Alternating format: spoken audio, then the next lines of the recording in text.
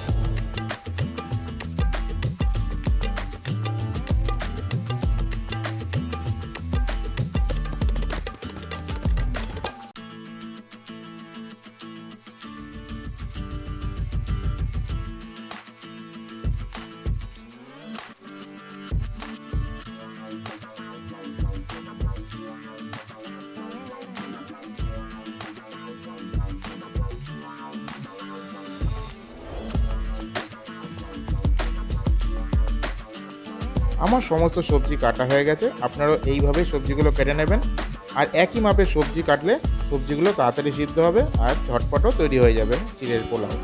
চিড়ের পোলাও যখন বাড়িতে অনেক সময় বানানো হয় তখন দেখা যায় যে চিড়ের পোলাওটা মাখা মাখা হয়ে গেছে, ঝরঝরে হয়নি রেস্টুরেন্টের বা দোকানের মতন। ঝরঝরে চিড়ের পোলাও বানানোর জন্য আমাদের লাগবে মোটা চিড়ে। চিড়েটাকে আমরা প্রথম 2-3 বার বেশি জল দিয়ে ভালো করে ধুয়ে নেব, দিয়ে চিড়েটাকে সঙ্গে সঙ্গে জল থেকে ঝরিয়ে নেব। চিড়েটাকে বেশিক্ষণ যদি আপনারা জলে ভিজিয়ে রাখেন তাহলে চিড়েটা নরম হয়ে যাবে আর চিড়েটা ঝরঝরে হবে না। আপনারা দেখছেন চিড়েটাকে আমি 2-3 বার ভালো করে ধুয়ে নিয়ে চিড়েটাকে জল থেকে ঝরিয়ে নিয়েছি।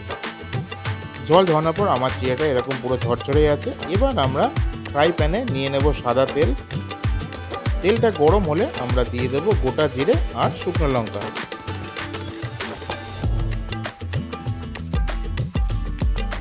জিরে আর শুকনো লঙ্কাটা হালকা ভাজা ভাজা হওয়ার পর আমরা দিয়ে দেব হাফ চামচ রসুন বাটা আর হাফ চামচ আদা বাটা।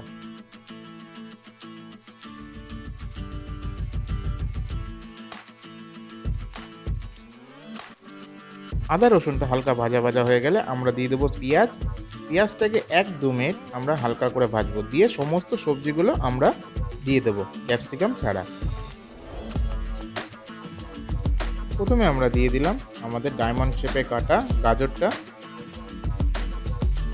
এবার দেব বিনস। এবার দিলাম বাঁধাকপি জুলিয়ানটা, আর দেব ফুলকপি, আর দিয়ে দেব কয়েকটা চেরা কাঁচা লঙ্কা। এবার আমরা সমস্ত সবজিগুলোকে ভালো করে মিশিয়ে নিয়ে সামান্য ভেজে নেব যতক্ষণ না গাজর আর বিনসটা হালকা সিদ্ধ হচ্ছে।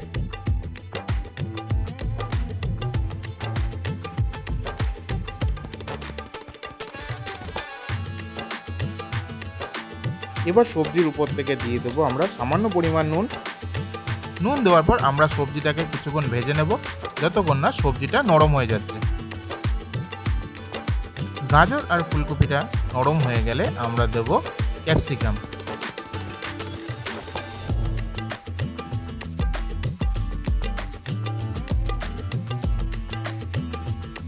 এবার আমরা দিয়ে দেব জল ঝরিয়ে রাখা শুকনো চিড়েটা। চিড়ের উপর আমরা দিয়ে দেব হাফ চামচ জিরের গুঁড়ো, হাফ চামচ ধনের গুঁড়ো, হলুদের গুঁড়ো, আর দেব সামান্য পরিমাণ চিনি আর স্বাদ মতো নুন।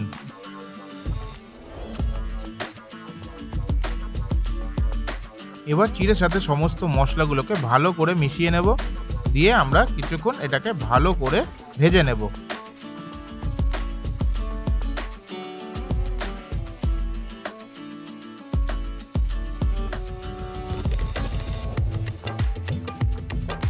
মশলাগুলো ভালো করে মেশানো হয়ে গেলে আমরা চিড়ের পোলাওয়ের স্বাদ বাড়ানোর জন্য এর মধ্যে দিয়ে দেবো সামান্য পরিমাণ কেচাপ।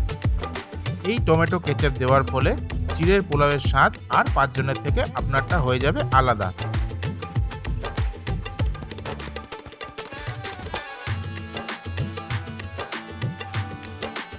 বাড়ির ছোটদের জন্য যখন চিড়ের পোলাও বানাবেন তখন লঙ্কাটা না দিলেও হবে।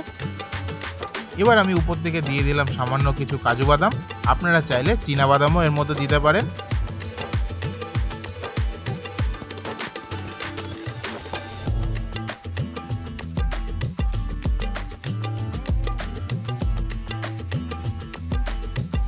আমাদের চিড়ের পোলাও রেডি হয়ে গেছে।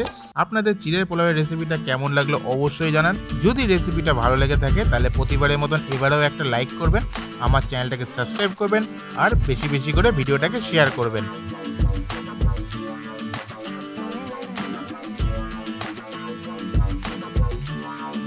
আজকের মতন ভিডিওটা আমি এখানেই শেষ করছি। দেখা হবে আবার পরবর্তী ভিডিওতে। ততক্ষণের জন্য সবাই ভালো থাকবেন, সুস্থ থাকবেন আর মন ভরে খাওয়া দাওয়া করবেন।